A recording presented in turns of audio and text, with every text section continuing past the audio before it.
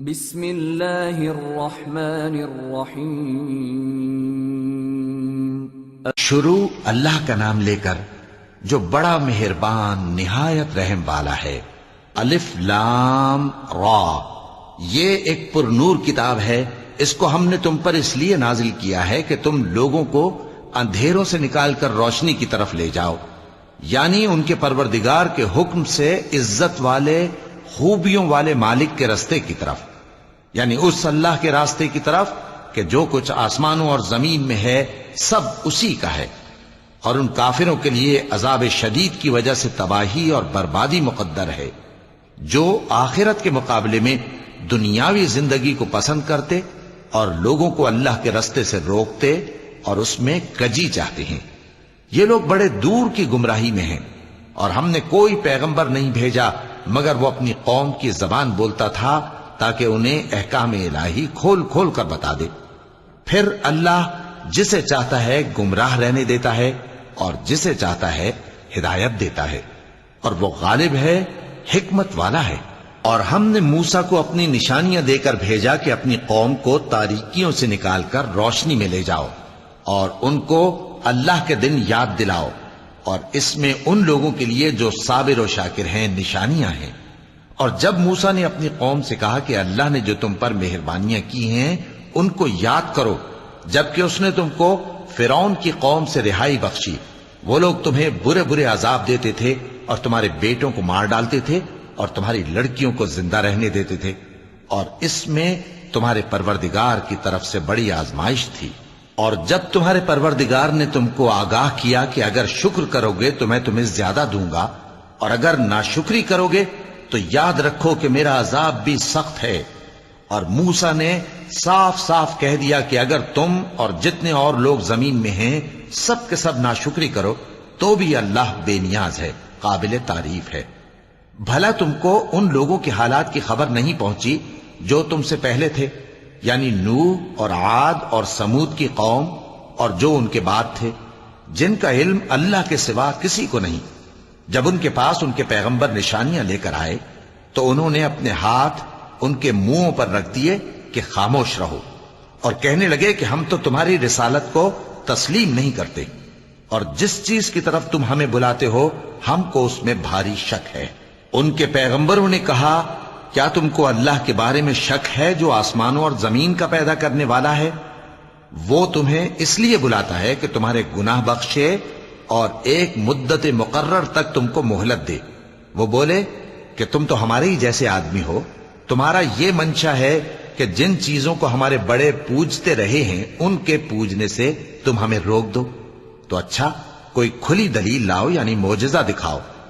پیغمبروں نے ان سے کہا کہ ہاں ہم تمہارے ہی جیسے آدمی ہیں، لیکن اللہ اپنے بندوں میں سے جس پر چاہتا ہے نبوت کا احسان کرتا ہے، اور ہمارے اختیار کی بات نہیں کہ ہم اللہ کے حکم کے بغیر تم کو تمہاری فرمائش کے مطابق معجزہ دکھائیں۔ اور اللہ ہی پر مومنوں کو تو بھروسہ رکھنا چاہیے، اور ہم کیوں اللہ پر بھروسہ نہ رکھیں حالانکہ اس نے ہم کو ہمارے دین کے سیدھے رستے بتائے ہیں، اور جو تکلیفیں تم ہم کو دیتے ہو اس پر ہم صبر کریں گے، اور اہل توکل کو تو اللہ ہی پر بھروسہ رکھنا چاہیے۔ اور جو کافر تھے انہوں نے اپنے پیغمبروں سے کہا کہ یا تو ہم تم کو اپنے ملک سے باہر نکال دیں گے یا تم ہمارے مذہب میں واپس آ جاؤ۔ پس ان کے پروردگار نے ان کی طرف وحی بھیجی کہ ہم ظالموں کو ہلاک کر دیں گے اور ان کے بعد تم کو اس زمین میں آباد کر دیں گے۔ یہ اس شخص کے لیے ہے جو قیامت کے روز میرے سامنے کھڑے ہونے سے ڈرے اور میرے عذاب سے خوف کرے۔ اور پیغمبروں نے اللہ سے فتح چاہی اور ہر سرکش ضدی نامراد رہ گیا۔ اس کے پیچھے دوزخ ہے اور اسے پیپ والا پانی پلایا جائے گا، وہ اس کو گھونٹ گھونٹ کر کے پیے گا اور گلے سے نہیں اتار سکے گا، اور ہر طرف سے اسے موت آ رہی ہوگی مگر وہ مرنے میں نہیں آئے گا، اور اس کے بعد سخت عذاب ہوگا۔ جن لوگوں نے اپنے پروردگار سے کفر کیا ان کے اعمال کی مثال راکھ کی سی ہے کہ آندھی کے دن اس پر زور کی ہوا چلے جو اسے اڑا لے جائے۔ اسی طرح جو کام وہ کرتے رہے ان پر ان کو کچھ قابو نہ ہوگا۔ یہی تو پرلے سرے کی گمراہی ہے کیا تم نے نہیں دیکھا کہ اللہ نے آسمانوں اور زمین کو تدبیر سے پیدا کیا ہے؟ اگر وہ چاہے تو تم کو نابود کر دے اور تمہاری جگہ نئی مخلوق پیدا کر دے، اور یہ اللہ کو کچھ بھی مشکل نہیں۔ اور قیامت کے دن سب لوگ اللہ کے سامنے کھڑے ہوں گے تو غریب پیروکار بڑے بن بیٹھنے والوں سے کہیں گے کہ ہم تو تمہارے پیرو تھے، کیا تم اللہ کا کچھ عذاب ہم پر سے دفع کر سکتے ہو؟ وہ کہیں گے کہ اگر اللہ ہم کو ہدایت کرتا تو ہم تم کو ہدایت کرتے۔ اب ہم گھبراہٹ ظاہر کریں یا صبر کریں ہمارے حق میں برابر ہے، کوئی جگہ رہائی کی ہمارے لیے نہیں ہے۔ اور جب حساب کتاب کا کام فیصل ہو چکے گا تو شیطان کہے گا جو وعدہ اللہ نے تم سے کیا تھا وہ تو سچا تھا، اور جو وعدہ میں نے تم سے کیا تھا وہ جھوٹا تھا، اور میرا تم پر کسی طرح کا زور نہیں تھا۔ ہاں، میں نے تم کو گمراہی اور باطل کی طرف بلایا تو تم نے جلدی سے اور بے دلیل میرا کہنا مان لیا، تو آج مجھے ملامت نہ کرو، اپنے آپ ہی کو ملامت کرو۔ نہ میں تمہاری فریاد رسی کر سکتا ہوں اور نہ تم میری فریاد رسی کر سکتے ہو۔ میں اس بات سے انکار کرتا ہوں کہ تم پہلے مجھے شریک بناتے تھے۔ بے شک جو ظالم ہیں ان کے لیے درد دینے والا عذاب ہے۔ اور جو ایمان لائے اور عمل نیک کرتے رہے وہ بہشتوں میں داخل کیے جائیں گے جن کے نیچے نہریں بہہ رہی ہیں، اپنے پروردگار کے حکم سے وہ ہمیشہ ان میں رہیں گے، وہاں وہ ہر ملاقات پر ایک دوسرے کو سلام کہیں گے۔ کیا تم نے نہیں دیکھا کہ اللہ نے کلمہ طیبہ کی کیسی مثال بیان فرمائی ہے؟ وہ ایسی ہے جیسے پاکیزہ درخت جس کی جڑ مضبوط ہو اور شاخیں آسمان میں پھیلی ہوں، وہ اپنے پروردگار کے حکم سے ہر موقع پر پھل لاتا ہو، اور اللہ لوگوں کے لیے مثالیں بیان فرماتا ہے تاکہ وہ نصیحت حاصل کریں۔ اور ناپاک بات یعنی غلط عقیدے کی مثال ناپاک درخت کی سی ہے کہ وہ زمین کے اوپر ہی سے اکھیڑ کر پھینک دیا جائے، اس کو ذرا بھی قرار و ثبات نہیں۔ اللہ مومنوں کے دلوں کو صحیح اور پکی بات سے دنیا کی زندگی میں بھی مضبوط رکھتا ہے اور آخرت میں بھی رکھے گا، اور اللہ بے انصافوں کو گمراہ کر دیتا ہے، اور اللہ جو چاہتا ہے کرتا ہے۔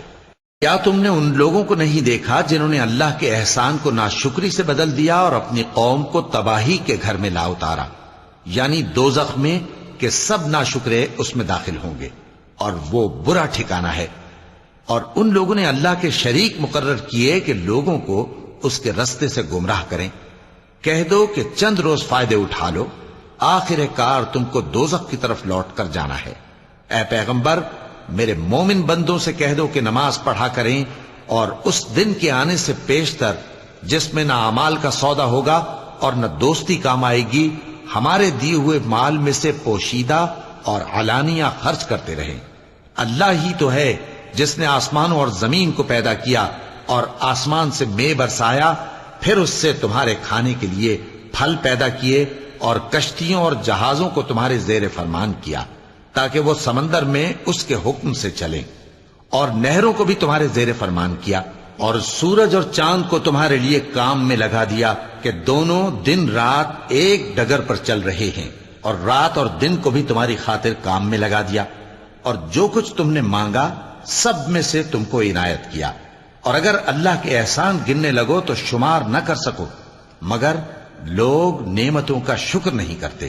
کچھ شک نہیں کہ انسان بڑا بے انصاف ہے، ناشکرا ہے۔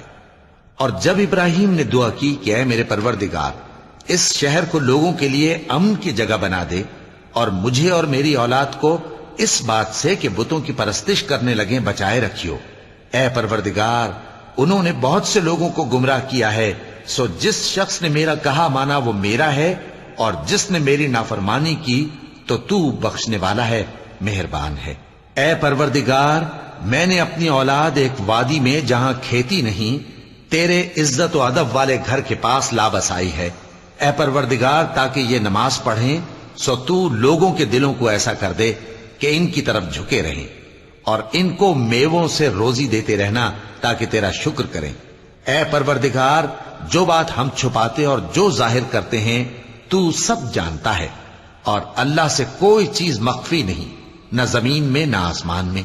اللہ کا شکر ہے جس نے مجھ کو بڑی عمر میں اسماعیل اور اسحاق بخشے، بے شک میرا پروردگار دعا سننے والا ہے۔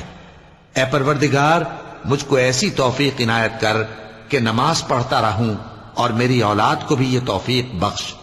اے پروردگار میری دعا قبول فرما۔ اے پروردگار حساب کتاب کے دن میری اور میرے ماں باپ کی اور مومنوں کی مغفرت کیجو۔ اور مومنوں یہ نہ سمجھنا کہ یہ ظالم جو کام کر رہے ہیں اللہ ان سے بے خبر ہے، وہ ان کو اس دن تک مہلت دے رہا ہے جبکہ دہشت کے سبب آنکھیں پھٹی کی پھٹی رہ جائیں گی اور لوگ سر اٹھائے ہوئے میدان قیامت کی طرف دوڑ رہے ہوں گے، ان کی نگاہیں خود اپنی طرف لوٹ نہ سکیں گی اور ان کے دل مارے خوف کے ہوا ہو رہے ہوں گے۔ اور لوگوں کو اس دن سے آگاہ کر دو جب ان پر عذاب آ جائے گا، تب ظالم لوگ کہیں گے کہ اے ہمارے پروردگار ہمیں تھوڑی سی مہلت عطا کر تاکہ ہم تیری دعوت توحید قبول کریں اور تیرے پیغمبروں کے پیچھے چلیں۔ تو جواب ملے گا کیا تم پہلے قسمیں نہیں کھایا کرتے تھے کہ تم کو اس حال سے جس میں تم ہو زوال نہیں ہوگا؟ اور جو لوگ اپنے آپ پر ظلم کرتے تھے تم ان کے مکانوں میں رہتے تھے اور تم پر ظاہر ہو چکا تھا کہ ہم نے ان لوگوں کے ساتھ کس طرح کا معاملہ کیا تھا، اور تمہارے سمجھانے کے لیے مثالیں بیان کر دی تھیں۔ اور انہوں نے بڑی بڑی تدبیریں کی اور ان کی سب تدبیریں اللہ کے ہاں لکھی ہوئی ہیں۔ گو وہ تدبیریں ایسی غضب کی تھیں کہ ان سے پہاڑ بھی ٹل جائیں۔ تو ایسا خیال نہ کرنا کہ اللہ نے جو اپنے پیغمبروں سے وعدہ کیا ہے وہ اس کے خلاف کرے گا۔ بے شک اللہ زبردست ہے، بدلہ لینے والا ہے۔ جس دن یہ زمین دوسری ہی زمین بنا دی جائے گی اور آسمان بھی بدل دیے جائیں گے اور سب لوگ اللہ کے سامنے نکل کھڑے ہوں گے، جو یکتا ہے بڑا زبردست ہے۔ اور اس دن تم گناہگاروں کو دیکھو گے کہ زنجیروں میں جکڑے ہوئے ہیں، ان کے کرتے تارکول کے ہوں گے اور ان کے چہروں کو آگ لپٹ رہی ہوگی، یہ اس لیے کہ اللہ ہر شخص کو اس کے اعمال کا بدلہ دے۔ بے شک اللہ جلد حساب لینے والا ہے۔ یہ قرآن لوگوں کے نام اللہ کا پیغام ہے تاکہ ان کو اس سے ڈرایا جائے اور تاکہ وہ جان لیں کہ وہی اکیلا معبود ہے اور تاکہ اہل عقل نصیحت حاصل کریں۔ صدق اللہ العظیم۔